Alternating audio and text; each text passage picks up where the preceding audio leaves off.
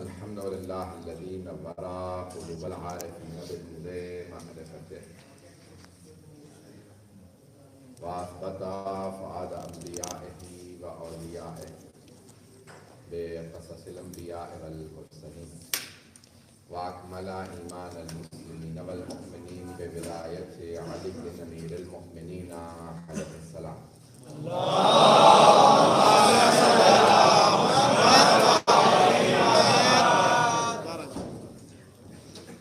والصلاة والسلام والتحية والإكرام على أفضل الموجودات العبد المؤيد والرسول المسدد المصطفى الأمجد المحمود الأحمد أعني أبا القاسم محمد.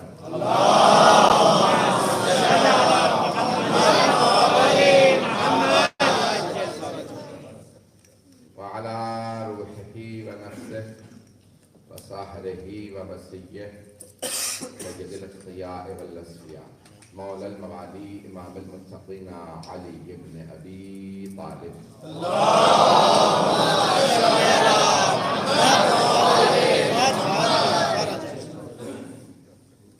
وعلى أوصيائه لا سيما بقية الله في الأرضين روحي وأرواح العالمين لتراب مقدمه الفدا واللعنة الدائمة على أعدائهم أجمعين من الآن إلى قيام يوم الدين.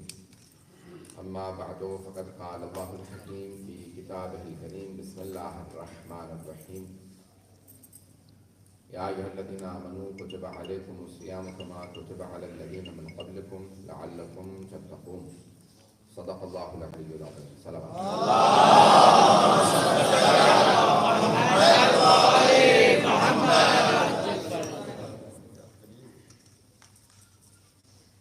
ماہ مبارک رمضان کے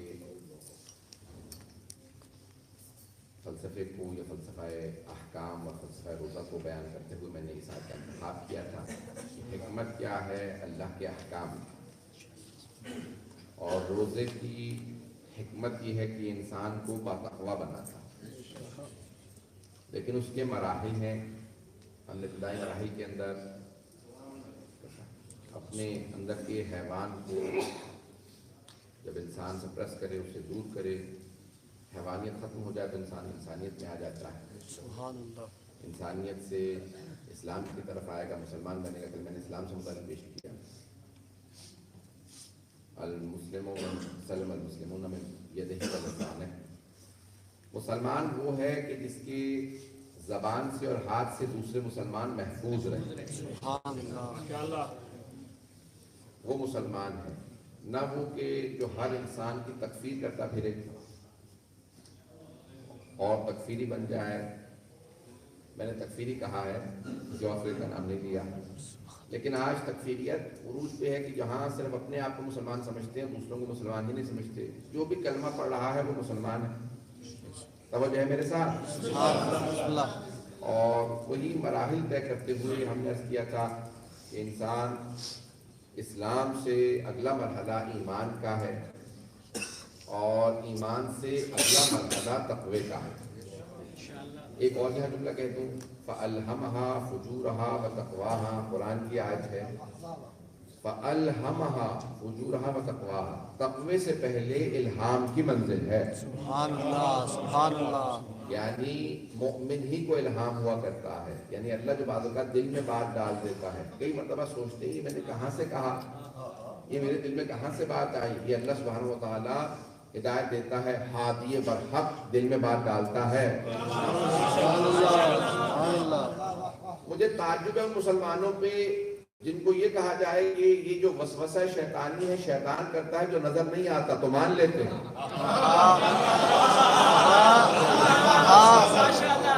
شیطان دل میں وسوسہ ڈال سکتا ہے انسان کو بہکا سکتا ہے. شیطانی طاقت میں اتنی طاقت ہے شیطان میں اتنی طاقت ہے کہ وہ گمراہ کر سکتا ہے بغیر دکھے. تو وہ جو اللہ کا ہادی ہے جو نمائندہ پروردگار ہے کہ اس میں اتنی طاقت نہیں کہ بغیر دکھے ہدایت کر دے. سبحان اللہ. تو امام غیبت میں ہیں لیکن ہدایت کرتے ہیں، تو ہادی برحق یہ قدرت رکھتے ہیں، یہ ولایت رکھتے ہیں کہ جسے چاہے ہدایت کریں۔ عزیزان گرامی، یہ ایمان کے مراحل ہیں۔ ہم نے عرض کیا تھا کہ کل اسلام سے متعلق، آج ایمان سے متعلق پیش کرنا چاہ رہا ہوں، سننا چاہیں گے اگر؟ اور کل انشاءاللہ حضرت مطالب سے متعلق ان کے مطالب کو پیش کرنا ہے، اور پوری مجلس انہی سے متعلق رہے گی۔ تو انشاءاللہ آج ذرا ایمان سے متعلق سن لیجیے۔ خود ختم مرتبہ نے فرمایا کہ ایمان کے 10 درجے ہیں، جو میں نے اس حدیث کو پیش کیا تھا۔ 10 کے 10 درجے سلمان کے پاس ہیں، 10 میں سے 9 درجے حضرت عمر کے پاس، 8 مقداد کے پاس، 7 حضرت عمار کے پاس۔ عزیزان گرامی، علماء کا یہ اعتقاد ہے کہ ایک مرحلے سے انسان فوراً دوسرے مرحلے میں نہیں چلا جاتا، ایک مرحلے سے دوسرے مرحلے میں بھی درجات ہیں۔ پتہ نہیں میں اس بات کو پہنچا پایا ہوں؟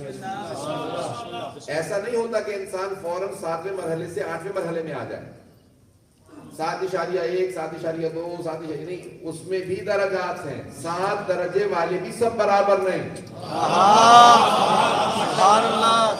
تو پہنچ گئے۔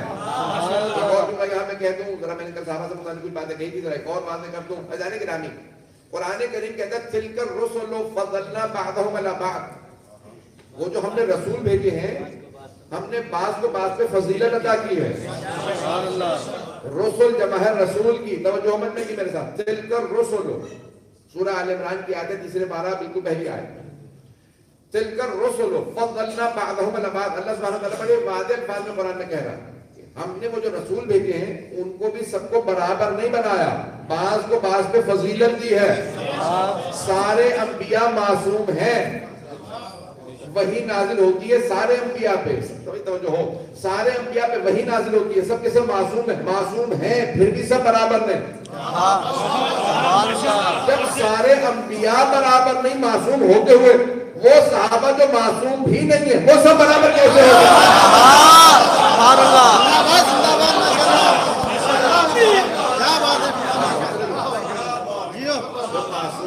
وہ سب برابر کیسے ہو سکتے ہیں؟ ان میں بھی درجات ہیں، صحابہ سب کے سب برابر نہیں ہیں۔ اب ایمان سے متعلق مجھے آج مجلس کو پیش کرنا ہے، چند تمہیدی جملے سن لیجیے۔ مجھ سے میں نے خود بھی کہا تھا، اور مجھے میرے مومن بھائیوں نے تذکر بھی دیا کہ آپ نے کہا تھا جناب سلمان سے متعلق، لیکن آپ نے پھر پیش نہیں کیا، اور ہم بہت زیادہ انتظار میں انشاءاللہ پیش کریں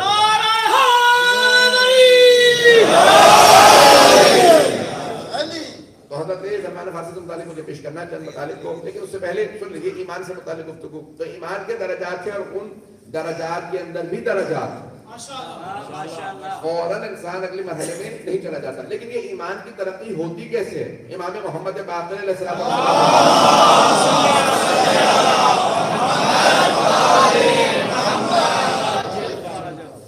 فرماتے ہیں کہ مومن ایمان کے اگلے مرحلے میں تب تک داخل نہیں ہوتا جب تک کہ اپنے سے نچلے درجے والے مومن کو اپنے درجے میں داخل نہ کرے۔ سبحان اللہ، سبحان اللہ۔ پتہ نہیں پہنچا پایا یہ بات واضح ہوئی؟ مثال کے طور پہ ایک مومن 5ویں درجے کا مومن ہے، جب تک کہ وہ دوسرے یا تیسرے یا چوتھے درجے والے کو مدد کر کے اپنے درجے میں نہ لے آئے، 5ویں درجے سے 6ٹھے درجے میں نہیں جائے گا۔ تو ایک بات واضح ہو گئی، ایمان کے درجوں میں ترقی وہی کرتا ہے جو خود غرض نہ ہو۔ سبحان اللہ۔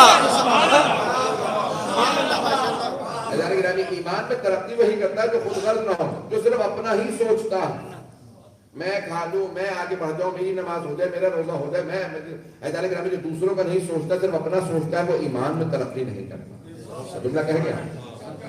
یہاں پہ حکایت کے طور پر واقعہ سن لیجیے، مجھے جو مجمع ابھی تک آ رہا ہے، اور مجھے پتا ہے کہ محمد آخر تک پڑھتا رہتا ہے، اور بہت سے لوگ مجھے بتایا بہت دور سے آ رہے ہیں، بیویوں سے آ رہے ہیں، جناب سیدہ سب کا آنا قبول فرمائے۔ سنیے گا، جو مراحل پیش کر رہا ہوں ان کو بھی غور سے سن لیجیے گا۔ تو یہ ایک مرحلہ اور پیش کرنا چاہتا ہوں کہ یہ حکایت کے طور پر سن لیجیے کہ خود غرضی نہیں ہونی چاہیے، مومن خود غرض نہیں ہوگا، جو صرف اپنا سوچے وہ ایمان میں ترقی نہیں کرتا، جو جہاں ہے وہی رہ جاتا۔ سننا چاہیں گے نا؟ حکایت کے طور پہ سن لیجیے، حکایت کے طور پہ سے یہ روایت نہیں ہے لیکن علماء نے واقعہ لکھا ہے، تو اس کو میں پیش کر رہا ہوں حکایت کے طور پہ۔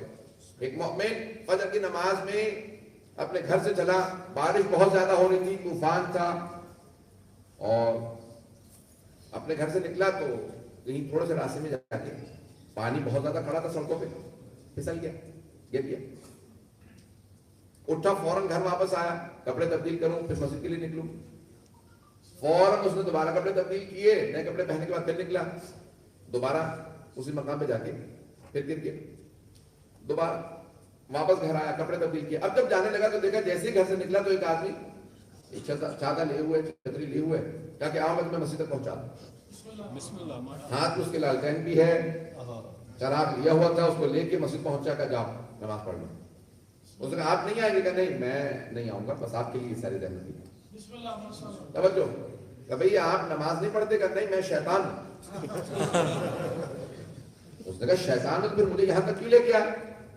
کہا پہلی دفعہ تم گرے نہیں تھے، میں نے گرایا تھا، یہ سوچ کے کہ جب میں سارے کے سارے فرشتوں کو دیکھا تھا سب تمہاری تعریف کر رہے تھے کہ اتنے طوفان میں جو نماز کے لیے جا رہا ہے، اللہ نے کہا بس اس ایک نماز کی وجہ سے میں نے اسے معاف کر دیا، تو میں نے گرا دیا کہ بھئی اب یہ کسی بھی طریقے سے نماز ہی چھوٹ جائے۔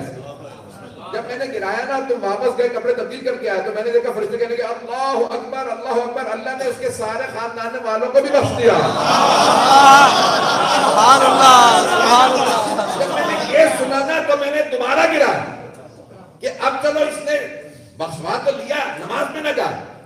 جب میں نے تمہیں دوبارہ گرایا نا تم دوبارہ تیار ہو کے آئے تو اب میں خود چھاتا لیے کھڑا تھا، چھتری بھی لیے کھڑا تھا اور لالٹین بھی لیے کہ اب میں پہنچا دوں، ایسا نہ ہو اس کی وجہ سے یہ پورا شہر بخشا جائے۔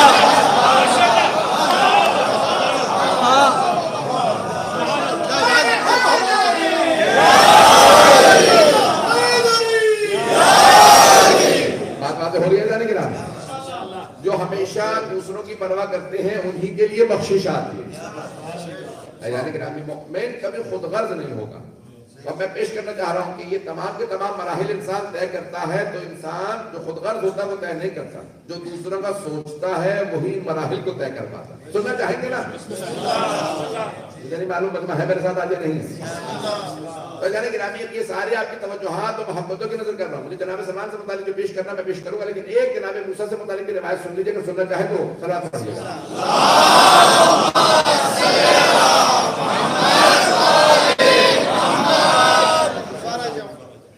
یہ مہینہ مغفرت کا مہینہ، توبہ کس کی قبول ہوگی؟ صرف ایک واقعہ سنانا چاہتا ہوں کہ اللہ نے جناب موسیٰ سے کہا کہ اس دریا کے ساتھ ساتھ چلتے رہیے اور میری قدرت کے نظارے کرتے رہیے۔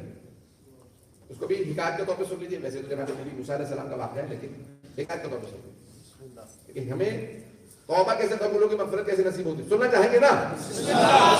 تو جناب موسیٰ دریا کے ساتھ ساتھ چل رہے، بڑے بڑے نظارے کیے کہ کیا کیا قدرت سے پروردگار ہے، کہاں کہاں پہ کیا کیا چیزیں ہیں۔ کہا نا کہ ایک جگہ سے گزر رہے تھے، دیکھا ایک آدمی بیٹھا عبادت کر رہا ہے کہ توبہ کر رہا، گوشت اس کا گل چکا۔ جناب موسیٰ نے دیکھا کہ بھی بیٹھے ہوئے تھے، اتنے میں پرندہ آیا، اس نے انار کھولا، پھل ایک ایک دانہ چن کے اس آدمی کے منہ میں ڈالا اور پھر اڑ گیا، پھر چلا گیا، پھر واپس آیا۔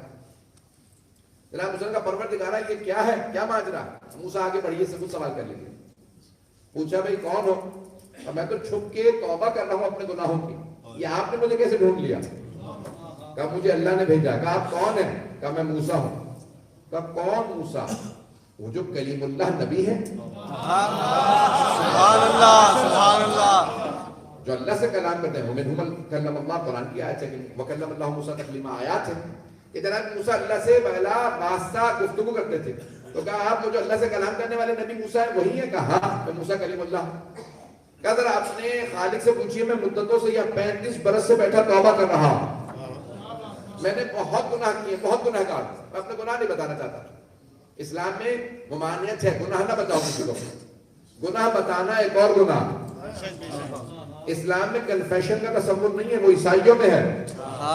حتیٰ ائمہ علیہ السلام نے منع کیا، ائمہ اہل بیت علیہ السلام نے منع کیا، ہمیں گناہ نہ بتانا، اپنے گناہ کی خدا سے توبہ کرو، ہم بھی تو ہمارے لیے دعا کر دیں گے، اور اگر ہم معاف کر دیں تو وہ معاف کر دے گا۔ توجہ رہے میرے ساتھ۔ تو ایک مرتبہ جناب موسیٰ نے جب اس سے کہا تو اس نے کہا کہ اللہ نے بھیجا، میں موسیٰ کلیم اللہ کا، اچھا ٹھیک ہے، اللہ سے یہ پوچھئے کہ میں 35 برس سے بیٹھا توبہ کر رہا ہوں، اس نے میرے گناہ معاف کیے یا نہیں، میں جنت میں جاؤں گا یا نہیں جاؤں گا؟ جناب موسیٰ نے کہا پروردگارا کیا جواب دوں؟ کہا موسیٰ اس سے کہہ دیا میں نے اسے معاف نہیں کیا، یہ بھی جہنمی۔ تو ایک مرتبہ اس آدمی نے پوچھا، کہا کہ موسیٰ ذرا اپنے خدا سے پوچھئے، وہ جو رحمان و رحیم ہے اس نے مجھے کیوں نہیں معاف کیا اب تک؟ تو اللہ نے کہا کہ اے میرے موسیٰ اس سے کہہ دیجئے کہ اتنی مدتوں سے یہ بیٹا یہاں توبہ کر رہا ہے اور میں نے اس فرشتے کو پرندے کی شکل میں معمور کر دیا جو مسلسل 35 برس سے اسے کھانا کھلا رہا، اس نے ایک مرتبہ اس سے کبھی نہیں پوچھا کہ تم مجھے کھلا رہا ہے یا کبھی تو نے بھی کھایا۔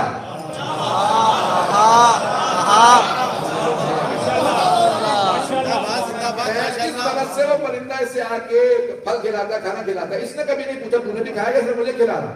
موسیٰ اس کی خود غلطی کی وجہ سے یہ نہیں بخشا گیا۔ تو اب جناب موسیٰ نے بتایا، اسے جیسے بتایا تو کہا کہ اچھا ٹھیک ہے، کیا خدا اس 35 برس کا مجھے کچھ اجر دے گا، کوئی جزا دے گا؟ تو جناب موسیٰ نے کہا پروردگار کیا جواب دوں؟ میں اس سے کہتے کہ ایک دعا مانگ لے میں وہ قبول کر لوں گا۔ تو اس آدمی نے کہا کہ اے موسیٰ اپنے خدا سے کہیے مجھے اتنا بڑا بنا دے کہ جہنم میں جب میں چلا جاؤں تو کسی اور کے آنے کی گنجائش نہ رہے۔ اتنا بڑا بنا دے کہ جہنم میں میرے علاوہ کوئی نہ جائے۔ تو خدا نے کہا موسیٰ اب اس سے کہیے میں نے اسے بخش دیا۔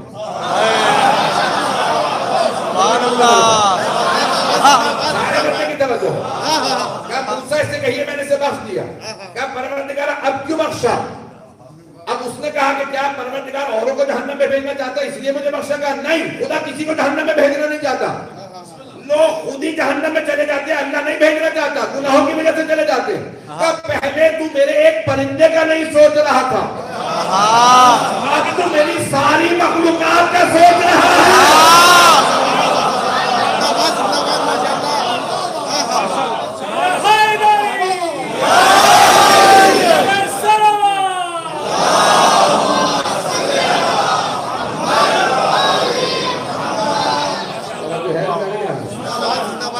انسان ایمان میں ترقی تب کرتا ہے جب وہ دوسروں کا سوچتا ہے، خود غرض کبھی بھی بخشا نہیں جاتا۔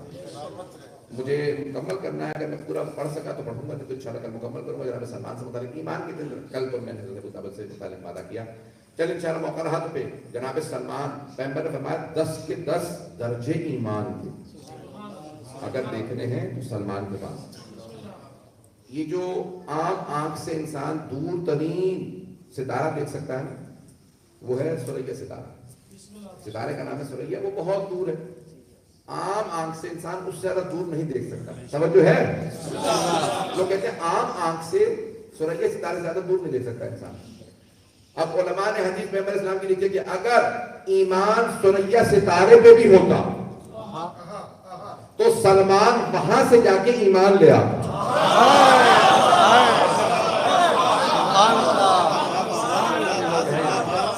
پریشان ہو کے سننا ہے، لیکن پریشان ہو کے سنو گے تو نہیں پڑھوں گا۔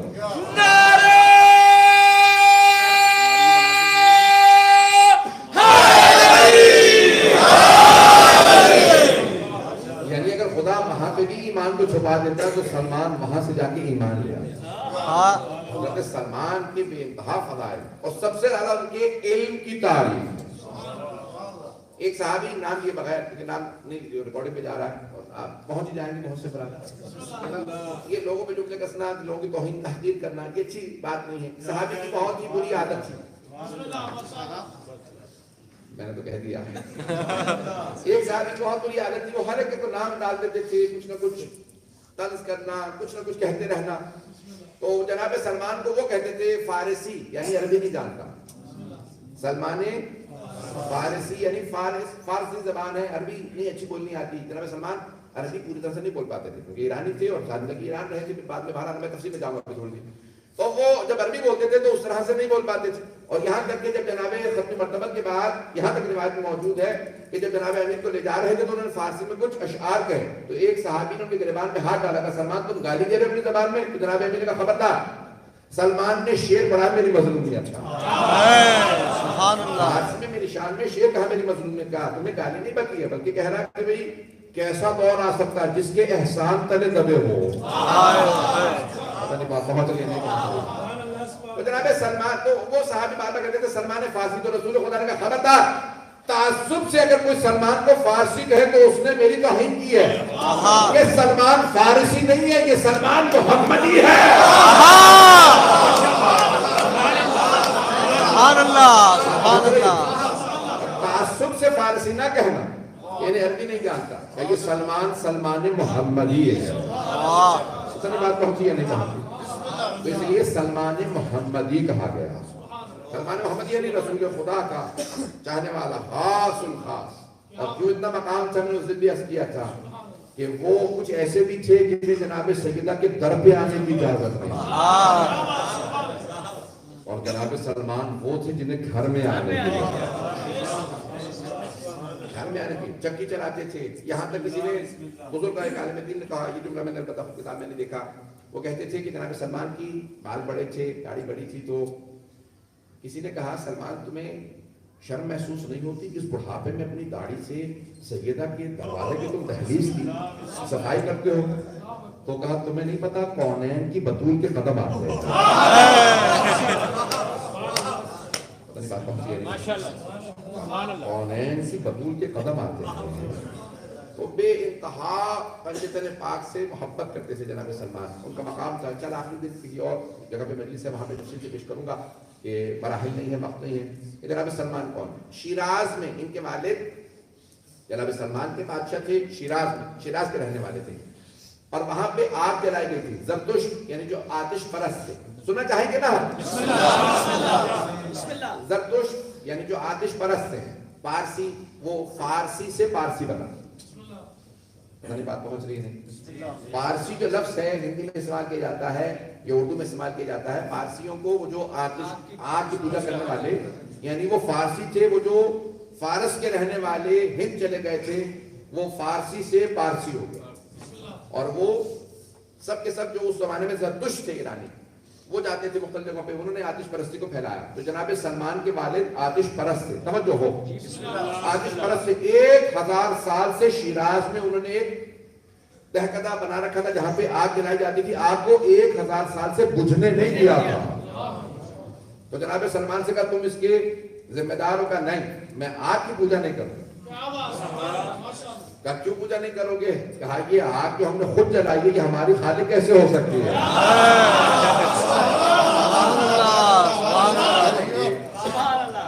یہ آگ جو ہم نے خود اپنے ہاتھوں سے جلائی ہے، کہیں نہ کہیں تو کسی نے جلائی ہوگی، تو جو آگ ہمارے ہاتھوں سے جلی ہو وہ ہماری خالق کیسے ہو سکتی ہے؟ میں آگ کو نہیں پوجوں گا. انہوں نے کہا اسے باندھ دو، کہیں ایسا نہ ہو کہ یہ یہاں سے فرار کر جائے. باندھ رکھا، انہیں بند رکھا. اور وہ ایک مرتبہ وہاں سے اٹھے جو نقاب دیکھا تھا کہ ایک نبی آئے ہیں جو ہیں حضرت عیسیٰ. وہ آئے ہیں فلسطین میں، ایران سے شیراز سے اٹھے فلسطین پہنچے فرار اور وہاں جناب عیسیٰ سے ملنے گئے. کہا کہ نہیں، انہیں تو اٹھا لیا گیا آسمان پہ، تو اب وہ نہیں ہے. تو کہا کہ میں ان پہ ایمان لایا، وہ اللہ کے نبی تھے، بیٹے نہیں. نبی تھے، بیٹے نہیں. ایک اور جملہ یہاں پہ روک کے کہہ دو کہ جب عیسائیوں کا امام رضا علیہ السلام سے مناظرہ ہوا تھا نا، تو امام رضا علیہ السلام نے جب مناظرہ شروع ہوا، مامون نے خود بلایا تھا سارے کے سارے ادیان عالم کے. ذہن میں ہے مناظرہ؟ میں اشارہ کر کے آگے بڑھوں گا.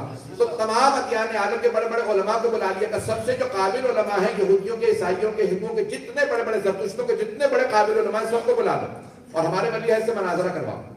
ایک سے بھی اگر جواب نہ دے سکے تو میں ساری زندگی شیعوں کو تانا دیتا رہوں گا، تمہارا امام جواب نہیں دے سکا. قدرت کو ضد ہے کہ حق ٹھکنے نہ پائے.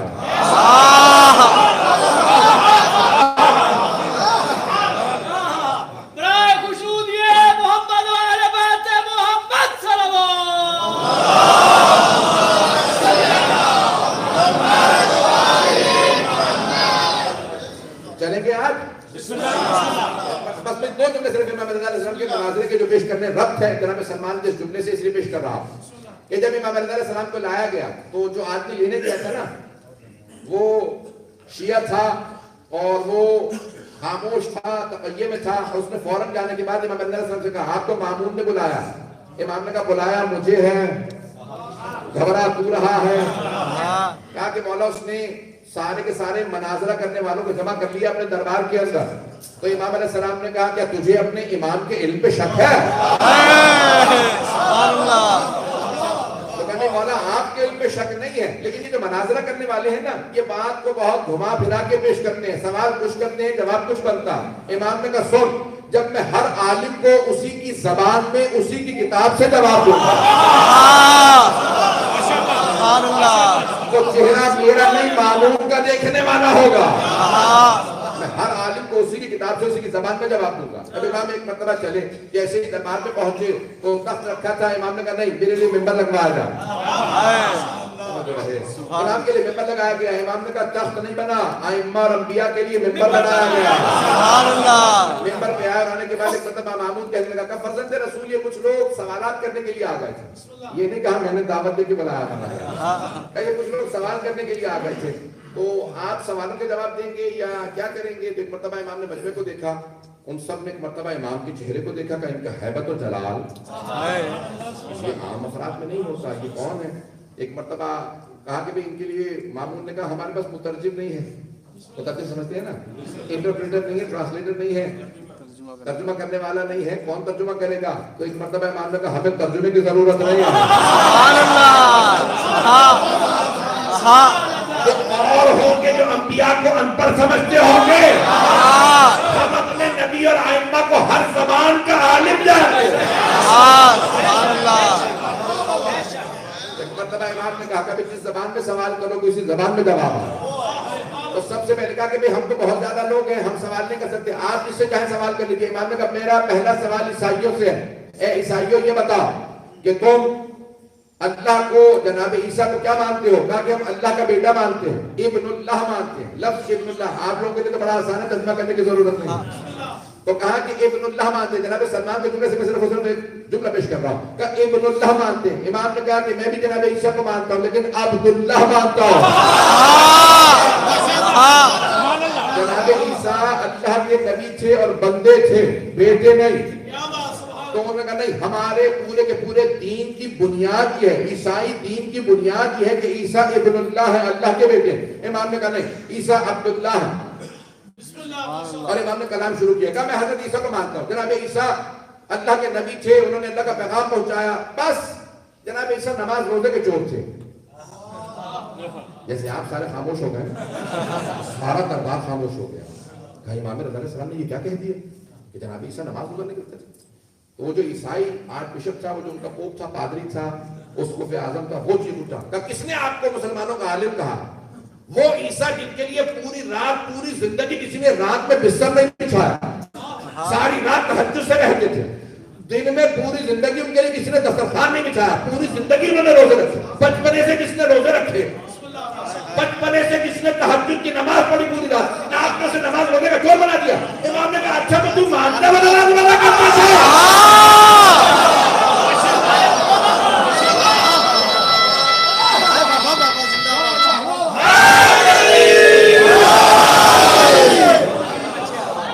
امام نے کہا تو مانتا ہے تو وہ نماز روزہ کرتے تھے؟ کہا ہاں, پوری زندگی جناب عیسیٰ نے تہجد کی نماز پڑھی, پوری زندگی روزے رکھے. جس نے پوری زندگی روزے رکھے, تہجد پڑھی, آپ اسے کہتے ہیں نماز روزے کے چور تھے. امام نے کہا اچھا تو مانتا ہے وہ نماز روزہ کرتے تھے, یہ بتا کہ نماز روزہ کیا ہے؟ اس نے کہا کیا مطلب نماز روزہ کیا؟ نماز روزہ عبادت ہے. امام نے کہا تو پھر سن, جو عبادت کرنا وہ عبد ہوگا, ابن نہیں. جو عبادت کرتا ہے وہ بندہ ہوگا, بیٹا نہیں. سبحان اللہ. سبحان امام نے کہا کیا تیرا سوال؟ اس نے سب چکا کے کہا آپ نے سوال نہ چھوڑا ہی, کہا ہمارے دین کی بنیادیں ہلا دی. ہم کہتے ہیں ابن اللہ ہے, آپ نے ثابت کر دیا عبداللہ. جب جناب سلمان فارسی پہنچے, کہاں پہنچے؟ بناظرہ بہت دلانی ہے, مجھے اس کے لیے پورا گھنٹہ چاہیے, ایک موقع میرا کچھ سارا پیش کروں گا. ایسا گرامی ایک مرتبہ جناب سلمان فارسی پہنچے, کہاں پہنچے؟ میں فارسی تعصب میں نہیں, احترام میں کہہ رہا ہوں کہ پیغمبر کے صحابہ مختلف ممالک سے, کوئی بلال ہے, کوئی روم سے ہے, کوئی فارس سے ہے, کوئی عرب ہے, ہر جگہ سے لوگ تھے, اور ایک رسول اسلام تھے جو سب کو کھینچ رہے تھے. کشش تھی جناب رسالت میں آپ نے. میں یہ کہتا ہوں رسول خدا میں کشش تھی, لیکن میں یہ نہیں کہتا وہ شمع تھی اور صحابہ پروانے تھے. یہ بھائی کا فلسفہ کیا ہے, صحابہ کو برا نہ کہو, پیغمبر شمع تھے, صحابہ پروانے تھے. نہیں, پروانے اچھے نہیں ہوتے. انہوں نے کیونکہ مثال دی تھی تو اس لیے جواب دے رہا ہوں, پروانے اچھے نہیں ہوتے کیونکہ جب شمع بجھ جاتی ہے نا,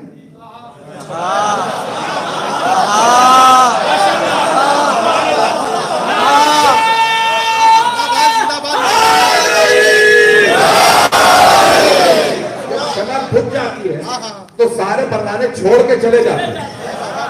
پتہ نہیں پروانوں کی، شاید تاریخ کو دیکھ لیا ہو،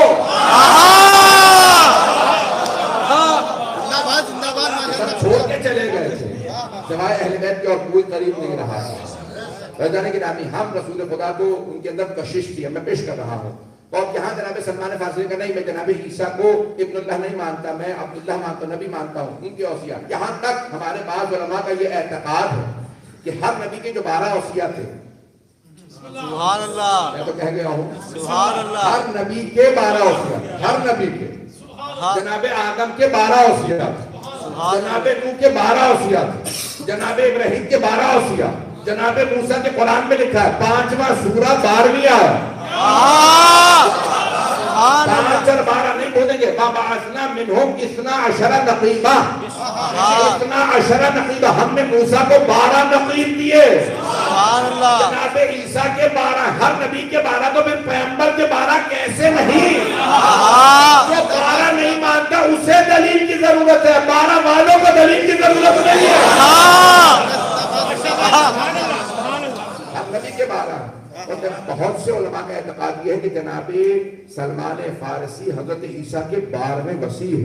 پتہ نہیں بات پہنچی ہے نہیں، بہت سے علامہ مجلسی نے لکھا اور کہا کہ جناب عیسیٰ کے 12ویں وصی، وہاں گئے فلسطین، وہاں سے کتابیں دیکھنا شروع کی اور انجیل میں دیکھا کہ آخری نبی کا نام ہوگا فار ملیکا، اور عربی میں بنے گا احمد، جزیرہ نما عرب میں آئے گا اور مدینے میں یثرب میں اپنی حکومت قائم کرے گا۔ سبحان اللہ، فوراً ہجرت کر کے وہاں سے یثرب چلے گا اور کہا کہ آخری نبی کی حکومت یہاں قائم ہونی ہے۔ کسی نے غلام کے طور پہ جناب سلمان بہت بڑے تھے، سید مرتضیٰ سید رضی کے بڑے بھائی، سید رضی جنہوں نے نہج بلاغہ جمع کی، ان کے بڑے بھائی سید مرتضیٰ، انہوں نے حضرت سلمان فارسی کو لکھا کہ 400 برس کے قریب آپ کا سن مبارک، 300 برس سے زیادہ تھے، 400 کے قریب، سن رہے ہیں؟ پریشان ہو رہے ہیں؟ اگر ان کے سارے اجازات پیش کروں تو اور زیادہ پریشان ہوں گے۔ لوگ جناب سلمان کو نہیں سمجھے، جناب امیر کو کون کیا سمجھے، تو میں کہیں گے نا میں چلوں گا۔ تو جناب سید مرتضیٰ نے لکھا 400 برس کے قریب ان کی عمر تھی اور وہاں سے وہ ہجرت کرتے ہوئے آئے، تو یہودی نے ان کو کسی دوسرے یہودی کے پاس پیش کیا اور اپنا غلام بنا لیا اس یہودی نے، سن رہے ہیں نا حضرات؟ تو ایک مرتبہ اس یہودی نے ان کو غلام بنایا اور غلام کے طور پہ رکھا ہوا تھا، ان سے کام لیتا تھا۔ جناب سلمان کو کسی نے کہا کہ بھئی تم ہمیشہ سب سے کہتے ہو کہ کوئی آخری نبی آئیں گے، مدینے آئیں گے، مکے کی سرزمین پہ کسی نے دعویٰ کیا ہے کہ میں آخری نبی ہوں۔ کہا نہیں میں مکے نہیں جاؤں گا۔ کہا کیوں؟ کیونکہ ہماری کتابوں میں یہ آیا ہے کہ وہ ہجرت کر کے مدینے آئے۔ سبحان اللہ، بھئی انسان کا ایمان اتنا ہونا چاہیے۔ کہا کہ میں نے کتابوں میں پڑھا ہے، آسمانی کتابوں میں پڑھا ہے کہ وہ آخری نبی ہجرت کر کے مدینے، اتنا ایمان تھا کہ اگر یہ وہی نبی ہے تو یہ ہجرت کر کے مدینے آئیں گے۔ میں روک کے تمہیں کہہ رہا ہوں، خود غرضی انسان کو روک لیتی ہے، ایمان میں وہی ترقی کرتا ہے جو خود غرض نہ ہو۔ جناب سلمان سے کسی نے پوچھا سلمان بوڑھے ہو چکے ہو، اتنے بوڑھے ہو، یہ درخت پھر بھی کھجور کے لگا رہے ہو، ان کا پھل کھانا نصیب نہیں ہوگا تمہیں، کیونکہ کھجور کا درخت کئی برس میں پھل دیتا۔ تو انہوں نے کہا پہلی بات تو یہ قضا و قدر کا فیصلہ تیرے ہاتھ میں نہیں ہے، خدا کے ہاتھ میں ہے، اس نے فیصلہ کرنا، میری کتنی زندگی تیرے ہاتھ میں نہیں ہے۔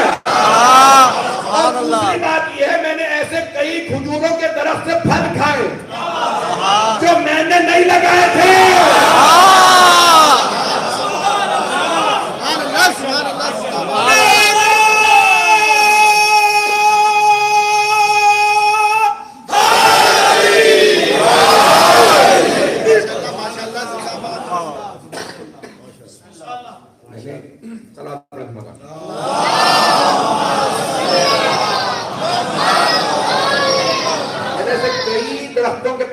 جو میں نے نہیں لگائے تھے۔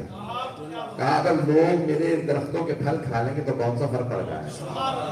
اگر ہم میں یہی جذبہ پیدا ہو جائے نا، میرے نوجوان بھائی، میرے بچے ضرور خاص طور سے سنیں، میرے بچے اس بات کو عزیزان گرامی، اگر ہمارے میں یہی جذبہ پیدا ہو جائے کہ اوروں نے درخت لگائے تھے ہم نے پھل کھائے، اگر ہم درخت لگا دیں گے اور اور پھل کھانے کی تو کیا ہو جائے گا؟ نہیں ہے ذرا، اگر مجالس میں شروع کر دوں گا اور دوسرے فیض اٹھاتے رہیں گے سبحان اللہ تو کون سا فرق پڑ جائے گا؟ میں اتنی ایسی مجلسوں میں گیا ہوں جو میں نے برپا نہیں کی تھی. یہ ہمارے سارے جھگڑے ختم ہو جائیں گے. میرا تیرا امام بارگاہ نہیں، یہ مولا کا ہے.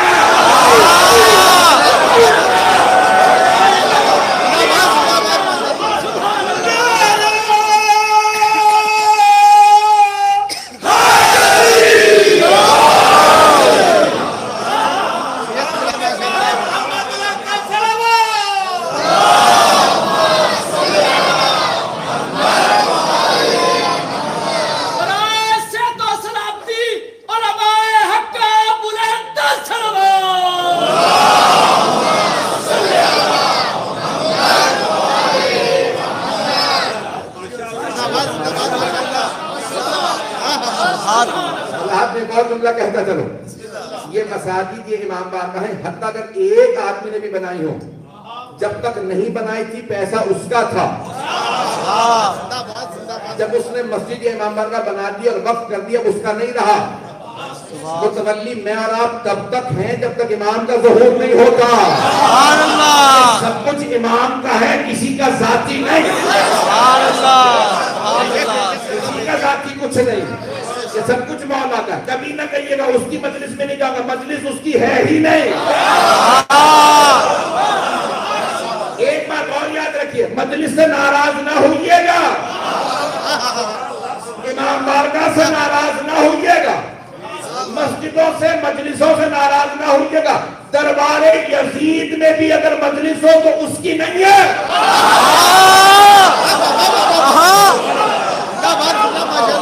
مجلس حسین ابن علی، باقی مجلس کوئی بھی ہو، مجلس مجلس ہے.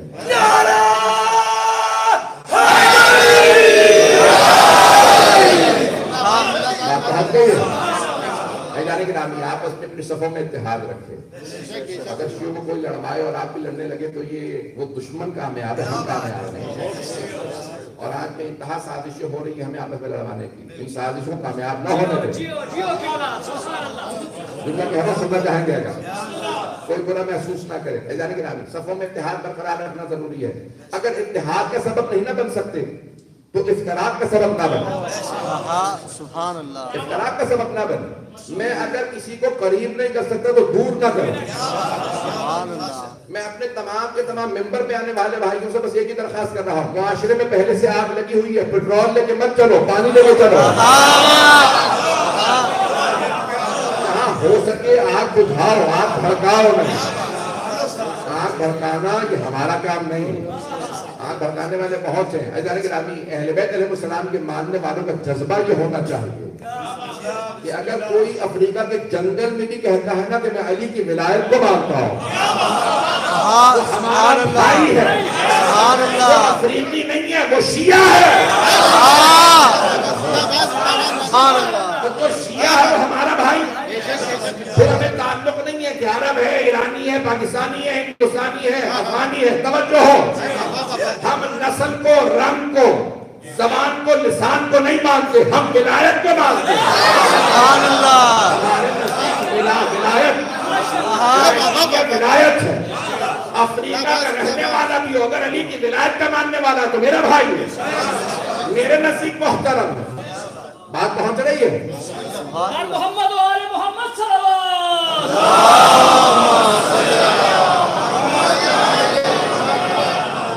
یہ کربلا ہے، یہاں شرط ہے عرفان حسین. یہ کربلا ہے، یہاں شرط ہے عرفان حسین. یہاں رنگ اور نسل کی قیمت نہیں دیکھی جاتی. تو جون کو حیرتی آنکھوں سے نہ دیکھو یوسف، دل کے بازار میں صورت نہیں دیکھی جاتی.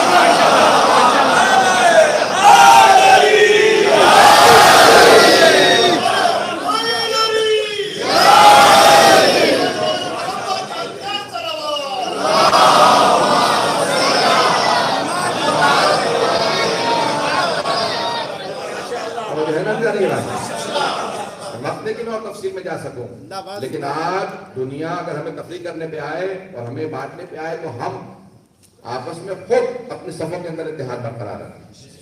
جب پوچھا توقیہ مبارک میں بارگاہ السلام کی موجود ہے، مشعر المقارب میں ہے کہ امام سے پوچھا کہ مولا آپ کے ظہور میں تاخیر کا سبب کیا بنے گا؟ آپ کے ظہور میں تاخیر کا سبب کا میرے ہی شیعوں کا احترام، جنہوں نے میری پیروی کرنی ہے، جب وہ بٹ جائیں گے تو تاخیر ہوتی چلی جائے گی، جب اتحاد ہو جائے گا تو میں آ جاؤں گا۔ اپنی سبوں میں اتحاد رکھیں، اور یہ کبھی بھی کہیں پہ استعمال، ہاں ہر ایک سے انسان کا اتفاق رائے نہیں ہوتا۔ اختلاف رائے ہونے کا مطلب دیکھیں، اختلاف رائے کا مطلب مخالفت نہیں ہونی چاہیے۔ پتہ نہیں میں بات پہنچا پایا ہوں؟ اختلاف رائے میرا بھی ہو سکتا ہے، کسی کا بھی کسی سے اختلاف رائے ہو سکتا ہے، لیکن مخالفت نہ کیجیے۔ ایزان گرامی ادب احترام کے ساتھ دیکھیں ٹھیک ہے آپ کا راستہ الگ ہے ہمارا، لیکن تفرقہ نہ ہونا چاہیے ہمارے درمیان میں۔ میں زیادہ وقت نہیں کہ تفصیل میں جا سکوں، جناب سلمان کی بات کو مکمل کرنا چاہتا ہوں، تو سننا چاہیں گے؟ بسم اللہ۔ حضرت سلمان فارسی جب پہنچے تو کہا کہ نہیں، ایمان میرا اتنا ہے کہ یہاں یہ اگر وہی آخری نبی ہے تو ہجرت کر کے آئیں گے۔ میں نے بہت سے، میں نے کہا خود غرضی نہیں ہونی چاہیے مومن میں، آئے انتظار کرتے رہے، دیکھا کہ رسول خدا نے ہجرت کی، مدینے آ گئے۔ جناب سلمان کے پاس نشانیاں تھیں انبیاء کی، نبی کے اندر نشانی کیا ہوتی ہے؟ فوراً کھجور لیے اور پیغمبر کے پاس آئے، کہا یا رسول اللہ یہ صدقے کے کھجور ہیں آپ کے لیے لایا۔ رسول خدا نے کہا میرے صحابہ کو دے دو، ان میں صدقہ جائز ہے، مجھ پہ حرام ہے۔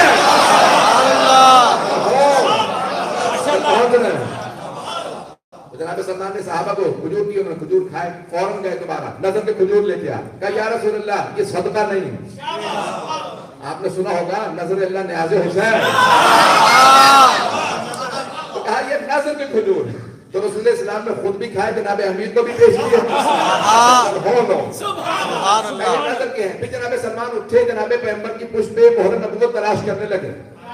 میں نے کل معجزات پیش کیے تھے نا، پیغمبر کے کچھ معجزات پڑھے تھے، سارے معجزات نہیں پڑھے تھے۔ پیغمبر کے جسم مبارک کے اندر جو 24 معجزات تھے، ان میں سے ایک معجزہ آپ کی پشت پہ مہر نبوت تھا، جس پہ لکھا تھا خاتم النبیین، مہر نبوت تھا۔ یہاں تک کہ اہل سنت کے علماء نے لکھا کہ ایک صحابی پیغمبر نے جب غدیر میں کہا اگر میں نے کبھی کسی پہ ظلم کیا ہو تو آج مجھ سے بدلہ لے لے، اگر کبھی کسی پہ ظلم کیا تو آج بدلہ لے لے۔ سب خاموش رہے۔ ایک صحابی کھڑے ہوئے، کہا یا رسول اللہ آپ نے ایک مرتبہ مجھے تازیانہ مارا تھا، کہ مجھے یاد نہیں پڑتا میں نے کبھی جانور کو بھی تازیانہ مارا۔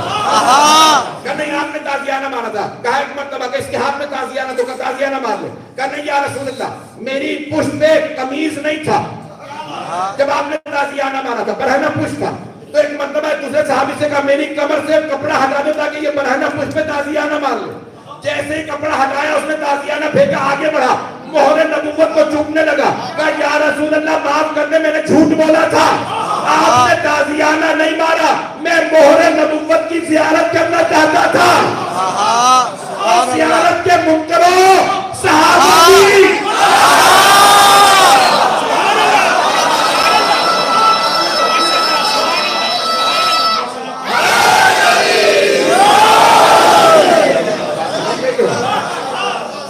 کرام بھی زیارت کو مانتے تھے۔ ایک مرتبہ بہت سے جیسے جناب سلمان اٹھے نا، پشت نبوت پہ آئے، بار بار تلاش کر رہے تھے مہر نبوت کی زیارت ہو جائے، تو ختمی مرتبہ نے کہا سلمان اور کتنے امتحان لوگے، جو کچھ پڑھا ہے دکھانے تیار ہو، میں ہی آخری نبی محمد مصطفیٰ ہوں، میری ماں نے نام احمد رکھا تھا۔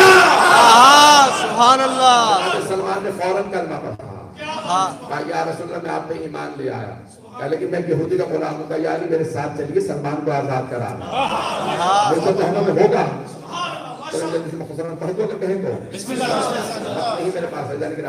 جناب رسول خدا آئے، قرآن کے بعد یہودی سے کہا کہ یہ تمہارا غلام ہے؟ کہا کہ میں خریدنا چاہتا ہوں، قیمت کیا؟ قیمت یہ ہے کہ 500 کھجور کے درخت جب پھل دینے لگے تو میں سلمان کو آزاد کر دوں گا، آپ مجھے 500 درخت لگا دیجیے۔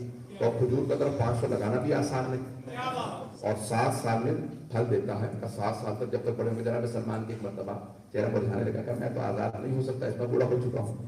جناب ختم مرتبہ نے کہا یا علی کھجوروں کی گٹھلیاں لائی۔ سبحان اللہ، سبحان اللہ۔ یا علی کھجوروں کی گٹھلیاں لائیے، اب یہ 500 درخت لگانے، وہ یہودی دیکھ رہا تھا، تو جناب امیر سے کہا کہ میں گٹھلیاں زمین میں بیتا جاؤں گا، بیج دوں گا، یا علی آپ پانی ڈالتے جائیے. ختمی مرتبت یہاں پہ بیج زمین میں رکھتے، جناب امیر پانی ڈالتے، فوراً درخت اگتا اور کھجوریں چمکنے لگتی ہیں. ختمی مرتبت نے 500 درخت لگائے. اس یہودی نے پیغمبر اسلام کے قدموں کو چوم کے کہا میں بھی کلمہ پڑھتا ہوں اور یہ باغ سلمان کو ہدیہ کرتا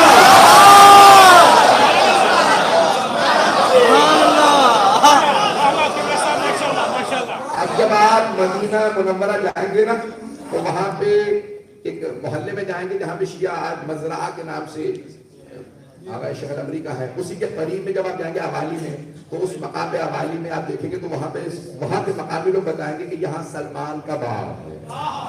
یہ وہی باغ ہے جہاں پیغمبر نے جو بیج بوئے اور جناب امیر نے پانی ڈالا. تو ایسے جناب سلمان آزاد ہوئے. جب آزاد ہو گئے تو ہمیشہ پیغمبر کے پاس بیٹھے رہا کرتے تھے. وقت اگر ہوگا تو میں مکمل کر بات ہوں.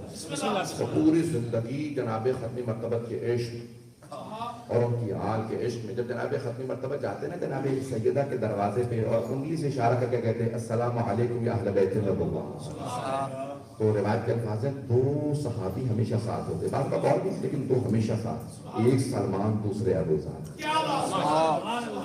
اور جب کسی نے جناب سیدہ کے دروازے پہ آگ لگائی نا تو جناب سلمان نے کہا خبردار آگ نہ لگانا، میں نے خود اپنی آنکھوں سے ختمی مرتبت کو اس در پہ سلام کر کے دیکھا.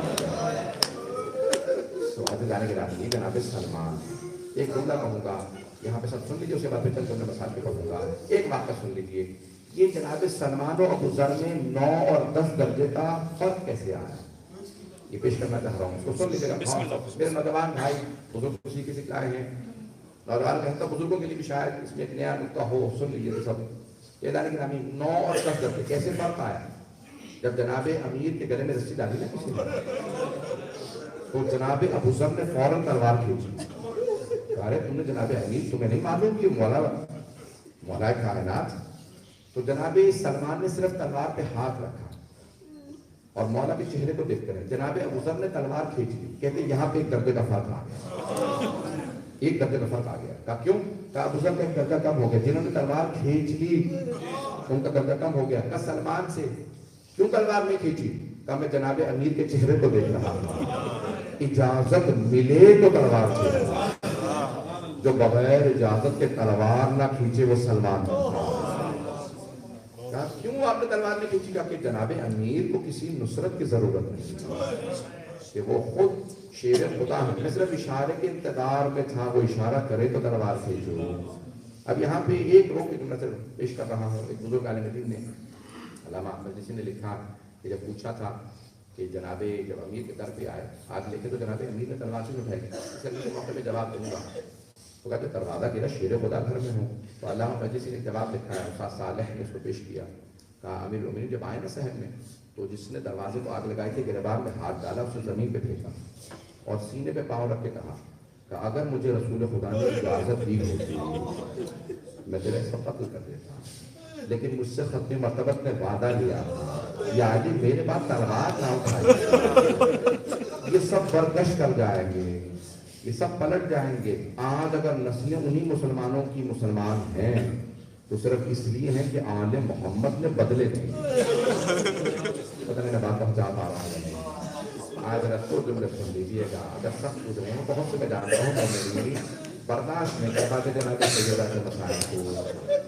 آپ نے سنا ہے نا کہ ختم مرتبت نے جملہ کہا سیدہ کیا بات ہے، آخری وقت ہے رسول اسلام کا، سیدہ کیا بات ہے بار بار دروازے پہ کیوں جاتی ہیں؟ کہ بابا کوئی عرب ہے بار بار آپ کا پوچھتا ہے، ہر تھوڑی دیر بعد دستک دیتا کہ مجھے رسول خدا سے ملنا ہے. کہ سیدہ کون ہے؟ کہ بابا میں چہرے نہیں دیکھا کرتی لیکن عرب لباس میں ہے. تو جناب ختم مرتبہ نے کہا سیدہ وہ ملک الموت ہے، آپ نے چہرہ نہیں دیکھا، اگر دیکھتی تو پہچان لیتی ملک الموت ہے، صرف آپ کے احترام میں نہیں آتا، یہ کسی گھر میں نبی کے گھر میں بھی اجازت سے نہیں جاتا، آپ کی تعظیم کی وجہ سے رکا ہوا.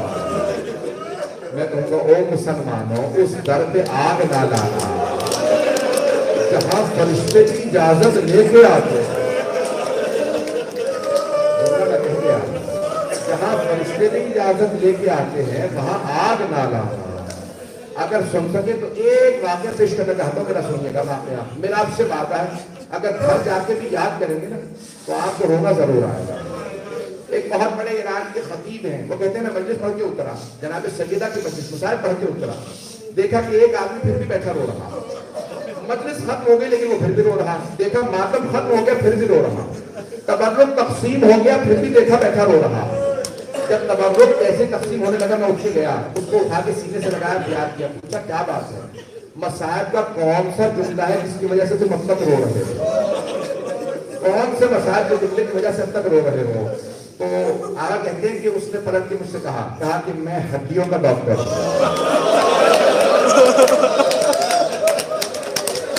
میں ہڈیوں کا ڈاکٹر ہوں۔ آج آپ نے پڑھا نا بیوی کی پسلیاں ٹوٹ گئی تھی، میں یہ سوچ سوچ کے رو رہا تھا، اگر ہڈی ٹوٹ جائے نا تو جتنی مرتبہ ہڈی ہلتی ہے درد ہوتا ہے، لیکن اگر پسلی ٹوٹ جائے تو جتنی مرتبہ آدمی سانس لیتا ہے اتنی مرتبہ درد محسوس ہوتا ہے۔ میں یہ سوچ سوچ کے رو رہا تھا، اس کی ساری پسلیاں ٹوٹ گئی ہو اور وہ 3 مہینے یا 6 مہینے ہر سانس پہ سوچتی ہو ہائے میری پسلیاں، بابا میرا محسن شہید ہو گیا۔ حضرت اللہ، حضرت اللہ، میں کوئی سخت جملہ نہیں کہوں گا، مجھے معاف کر دیجیے۔ آپ کی آنکھوں میں آنسو ہے نا؟ جب رات کا وقت تھا جناب امیر نے ایک مرتبہ جنازہ اٹھایا، وہ بیوی جو کائنات کی ملکہ ہے، صرف 14 افراد جنازے میں تھے، صرف 14 افراد جنازے میں۔ جیسے رات کی تاریکی میں جنازہ اٹھا، اگر دیکھ سکے لیکن دیکھیے گا، جب رات کی تاریکی میں جنازہ اٹھا تو امام امیر المومنین نے سوال کیا، بیٹا حسن مجتبیٰ مجھے جنازے کے پیچھے کسی کی آہٹ محسوس ہو رہا ہے، جنازہ روک دو۔ ایک مرتبہ امام حسن مجتبیٰ نے کہا بابا زینب آ رہی ہے، مولا امیر المومنین نے کہا بیٹا حسن جب تک زینب گھر نہیں چلی جاتی جنازہ آگے نہیں جائے۔ جناب زینب کبریٰ نے کہا بابا مجھے ماں کے جنازے میں جانے دیں، کہا نہیں بیٹی میری غیرت برداشت نہیں، آپ گھر چلی جائیے۔ میں کہوں گا مولا میں ہاتھ جوڑ کے آپ کی خدمت میں عرض کرتا ہوں، مولا مدینہ شہر ہے، رات کا وقت ہے، باپ کا سایہ ہے، بھائیوں کا ساتھ ہے، بیوی کے سر پہ برقع ہے، مولا بیوی کو جنازے میں آنے کے مولا کہیں گے نہیں میری غیرت برداشت نہیں کرتی۔ میں کہوں گا مولا ذرا کوفے میں آگے دیکھیں، مجمع عام ہے، ہاتھوں میں پتھر ہیں، غازیوں کے نعرے، علی کی بیٹیاں۔ حضرت اللہ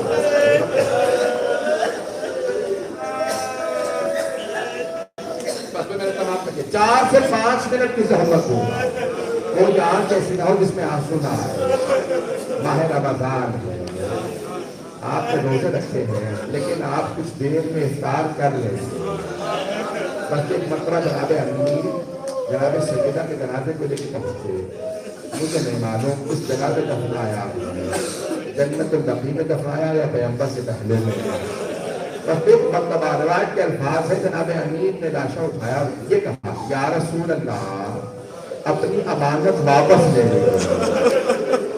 جیسے جملہ کہا نا یا رسول اللہ اپنی امانت واپس لے لیجیے، کیوں؟ امام حسن حسین کمسن کو باقی سب نامحرم تھے۔ جیسے کہا نا یا رسول اللہ اپنی امانت واپس لے لیجیے، قبر سے تو ہاتھ بلند ہوئے، کہا یا علی میری امانت لوٹا دیجیے۔ جاتے جب شادی ہوئی تھی نا جناب امیر کی جناب سیدہ سے، تو جناب رسول خدا نے جناب امیر سے کہا تھا یا علی سیدہ میری امانت ہے، اور جناب امیر نے وہی جملہ دہرایا یا رسول اللہ اپنی امانت واپس لے لیجیے۔ جیسے ہی رسول خدا کے وہ ہاتھ بلند ہوئے گا یا رسول اللہ امانت لے لیجیے، میں روزے کی حالت میں بس ایک جملہ کہوں گا، میرا دل کہتا ہے جناب امیر نے کہا ہوگا یا رسول اللہ امانت آرام سے لیجیے گا۔ فاطمہ نے جو آپ کے لیے دی تھی، اس فاطمہ کی پسلیاں اس کا پہلو شکستہ ہے، بازو زخمی ہے، اسی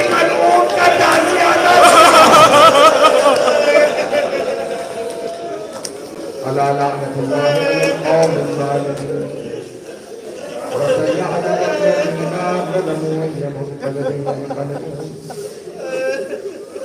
ساری مسجد خرید ہے،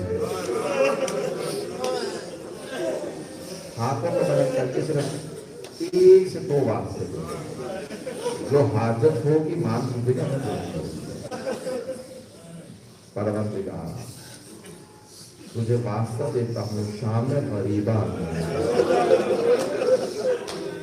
جناب سیدہ کی اس پوتی کا جسے جب تماچے لگے تو چچا کو ہوگا، اور جب حمید بن مسلم نے کہا نا میں نے دیکھا بیوی کے دامن میں آگ لگی تو آگے بڑھا دامن میں آگ بجھانے کے لیے کہا خبردار مجھے ہاتھ نہ لگانا میں علی کی پوت ہوں. خدا کی قسم آگ بجھانا چاہتا تھا. ٹھیک ہے آگ بجھا دے. جب آگ بجھائی نا کہ مجھے نجف کا راستہ بتا. اس زمانے میں لوگوں کو پتہ نہیں تھا نجف نے کیا، نجف کا راستہ بتا دے. کہا بیوی نجف کا راستہ کیوں بتا دوں؟ کہ میرے دادا نجف نے.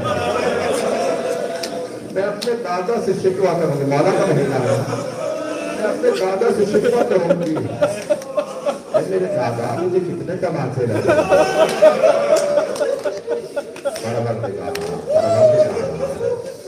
تجھے واسطہ ان بیویوں کا جنہیں مسلسل تعزیانے والے صاحب الزمان کے ظہور میں تعزیر فرما، دشمنان اہل بیت کو نیز و نابود فرما. پروردگار داعش و طالبان کو غارت فرما، مومنین کی حفاظت فرما. بس ایک آخری جملہ کہنا چاہتا ہوں، ہاتھوں کو بلند کیجیے گا. مغرب کا وقت جب قریب ہوتا ہے نا تو دعا قبول ہوگی. ایک جملہ کہنے والا ہوں، مجھے معاف کر دیجیے گا. مرحوم شیخ عباس کرمانی نے اپنے مقتل میں، مقتل شیخ الرئیس کہا جاتا ہے اسے، وہاں جملہ لکھا ہے کہ ایک بہت بزرگ عالم دین نے خواب میں جناب عباس علیہ السلام کو دیکھا. شیخ یحییٰ یزدی نے، جنہوں نے کسی وائس کو ذاکر کو روکا تھا، یہ جملہ آئندہ نہ پڑھنا جناب عباس کی دہنی آنکھ میں تیر لگا.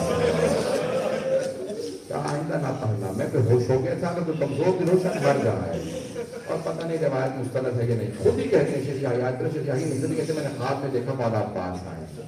کہتے ہیں شیخ میرے اس ذاکر کو کیوں روکا میری مجلس پڑھنے سے؟ مولا مجھے پتہ نہیں تھا آپ کو تیر لگا یا نہیں لگا. اب میرے رونے والوں سے کہنا عباس نے خود کہا ہے میری دائیں آنکھ میں تیر لگا ہے. 2 منٹ کی زحمت دے رہا ہوں. مولا عباس نے کہا میرے رونے والوں سے کہنا مولا عباس نے خود کہا، میرے رونے والوں سے کہنا عباس نے خود کہا میری دائیں آنکھ میں تیر لگا تھا. میرے کر دیکھے گا ہاتھوں کو بلند کر کے سب میں کر دیتے. مولا عباس نے کہا میرے رونے والوں سے کہنا میری دائیں آنکھ میں تیر لگا تھا. سوال کرنا، اگر آنکھ میں پھانس بھی لگ جائے انسان ہاتھ سے نکالتا، اور اگر کسی کے تیر لگا ہو اور اس کے بازو نہ ہو وہ کیسے تیر نکالے گا؟ شیخ یحییٰ یزدی کہتے ہیں میں نے پوچھا مولا پھر آپ نے کیسے تیر نکالا؟ کہ میں نے سر کو بہت جھٹکا تیر نہیں نکلا. پھر ایک مرتبہ میں نے اپنا سر جھکایا، دونوں گھٹنوں سے تیر کو پکڑا، اور ایک مرتبہ تیر کو کھینچا. جب تیر کھینچا نا مجھے پہلی مرتبہ درد سا محسوس ہوا. میں نے پکارا مولا میری مدد کو آئیے. پروردگار آنکھ میں لگے اس تیر کا واسطہ، حضرت عباس کی عظمتوں کا واسطہ، باب الحوائج کا واسطہ، ہم سب کو امام زمانہ کا ظہور دیکھنا نصیب ہے. پروردگار جو ہاتھ پلک کا کسی کو رد نہ فرما. پروردگار آپ سب کی عاقبت کا خیر فرما. پروردگار بے اولادوں کو اولاد عنایت فرما. مقروضوں کے قرض ادا فرما. پریشان حالت کی پریشانیاں دور فرما. اس امام اعظم مسجد کو ترقی عنایت فرما. جتنے بھی خدمت کرنے والے ہیں، بانیان ہیں، جو تبرک دینے والے ہیں، شرکت کرنے والے ہیں، سب کی توفیقات میں اضافہ فرما. پروردگارا ہم سب کو دوبارہ عراق و شام کی زیارات نصیب فرما. عراق کی، مدینے کی، مکہ کی زیارات نصیب فرما. پروردگارا دشمنان اہل بیت کو نیز و نابود فرما. ربنا تقبل منا انك انت السميع العليم بحق محمد وآلہ الطیبین الطاہرین المعصومین. ایک سورہ فاتحہ اور تینوں سورہ اخلاص کے حاضرین کے تمام محرومین کو، بنیان کے، قبر دینے والوں کے، تمام شہداء کو، تمام ہو مرحومین جن کی قبروں پر کوئی مادہ پڑھنے